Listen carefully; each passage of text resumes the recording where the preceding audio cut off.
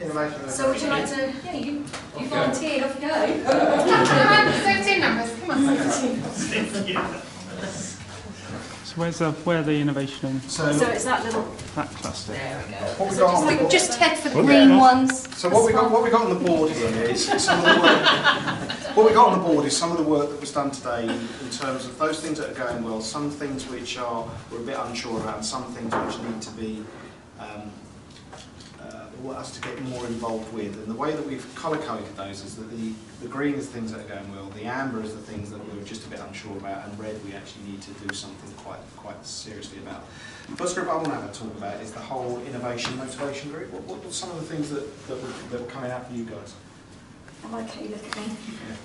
We felt that one of our key things that went really, really well was the merge of the innovation and the motivation group and our meetups and meetings that we've been having with all of our members of both of our teams, which has been going really well, and it's been keeping the mood sort of positive and keeping things motivated and momentum going.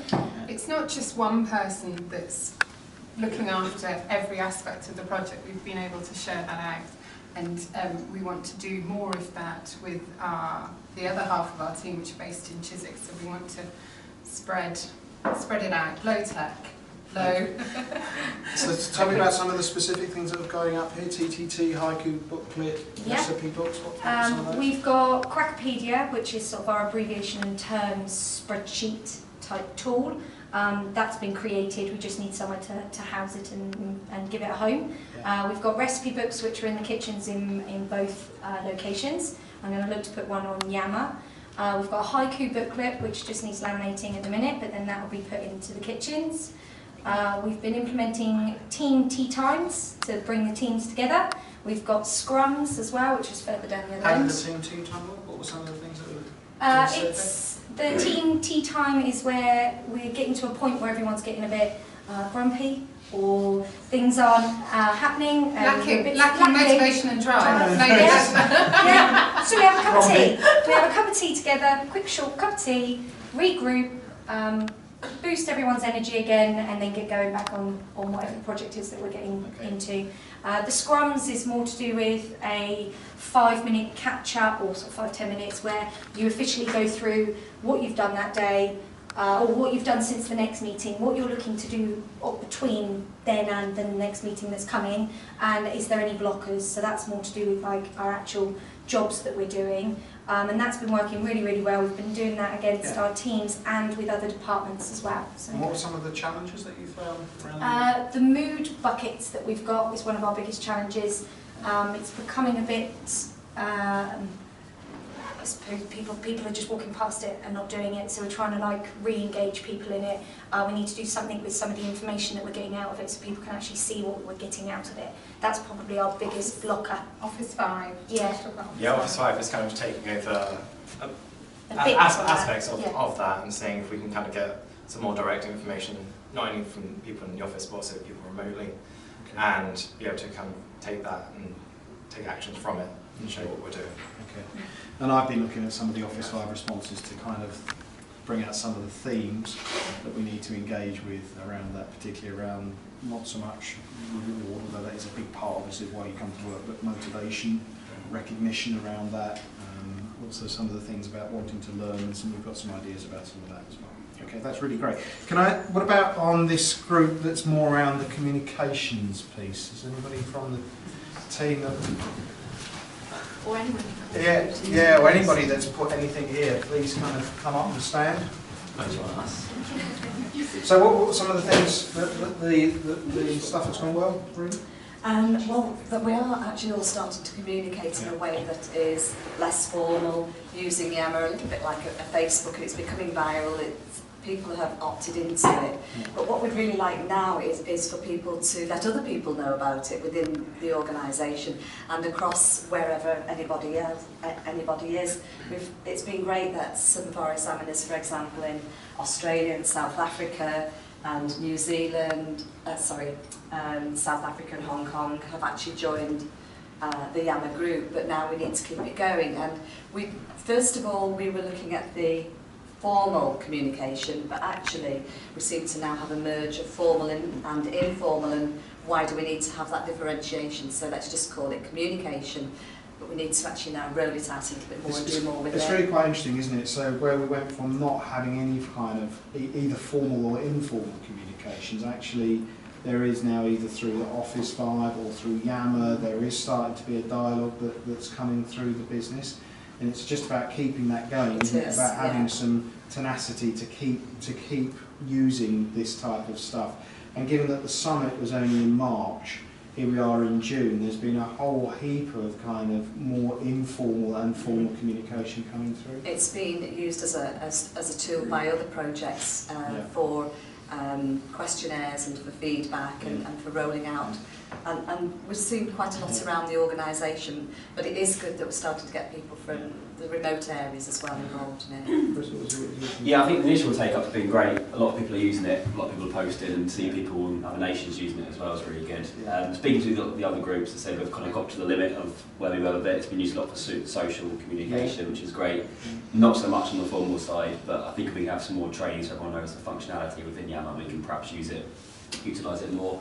And yeah, cross projects as well. So things for, not sure whose group it was, but engaging staff. In a moto. Yeah, that one, Renation. To put more games on there as well, and to encourage people to go on and use the voting options for which games they want to see in the office. So yeah, I think the initial take has been really good. We've got to the point now we want to develop it further and use it more for formal as well, which can come from further training. Thanks very much, guys. Just saying on the awards bit here, was anybody that wanted to say anything around the awards piece? I mean, there's two things around that came out for me while Karina and Marcus are coming up. There's awards that need to be external to the business, and I think if you look at the 9 awards of our nearest and greatest competitor, they are a celebration of great stuff, I think, of the people that we're actually trying to influence and the beneficiaries of us doing stuff. And there's something around internal reward and recognition as well. That was my understanding. Yeah, that's right. There are 2 aspects. So I know Lucy's on the motivation team along with Matt and Gemma, and so there was a discussion there around kind of the FAB awards, awarding body awards, internal staff awards and that kind of thing. And Matt puts on a pretty good award ceremony, so we think he'll do a good job there. But actually as part of another group which is more about beauty spearhead and all that kind of thing, and the presence of VTCT and ITEC as kind of market leaders, there was an idea there to have kind of an award ceremony. But then other groups also had ideas to have kind of an awards project to reward kind of our customers, good tutors, even examiners, EQAs, employers, and kind of more of an industry sector-based awards, really for kind of recognition and position. And that's really great that coming out now, because we're just at the very heart of the budget making process within the next 2 weeks to take to the July board. So if we are going to have an investment in an awards programme, we can put that as part of the budget for the next 2 years. No, I'm definitely going to pick up on the awards as a tactic for next year. That would be an external awards, and then we can certainly look at developing internal awards for staff, etc. But very much have an assessment group feature to help enhance our #1 position within the marketplace. I think staff awards are kind of building on the £5 and £10 reward processes. You might want to do a poll through that on Office 5, just to kind of how do people feel about that? Is it going to be okay? Use again a bit of the communications tools that we've got without it kind of being imposed. But if there's a kind of general feeling, that would be quite a nice thing to do. We could have like a star prize per month or something like that. Is mine, and I'll ask some questions whether people think that seems. And we can capture those on either a board and have them down or circulate them just as a sort of internal comms piece, just to make a little bit more about some of the good news stories that we've got. I think some of the stuff we've already got in the £5 and £10 reward book, we need to be highlighting that more. We said that we were going to do that and we haven't, and we need to actually say, some people are doing some great things in relation to the values of the business. And as well as that, just one kind of last thing on the awards is that there are kind of 2 aspects. There is one where VTCT, ITEC, DA, the assessment group would facilitate an awards for the sectors that we serve, but then also something like the FAB awards is actually the sector that we're in, so it's recognition for the education sector, but also the service sector. And we are entering the FAB Awards, so we are putting in submissions for that. Okay. And the last group that I think is something around the process of the appreciative inquiry activity. And does anybody want to say what we think we've achieved? This kind of says there's something here about awesome rate of participation in the training survey. There's some of the skills marketplace. Does anybody want to say anything about the process? Training bits really the kind of yeah, so it's training and learning development.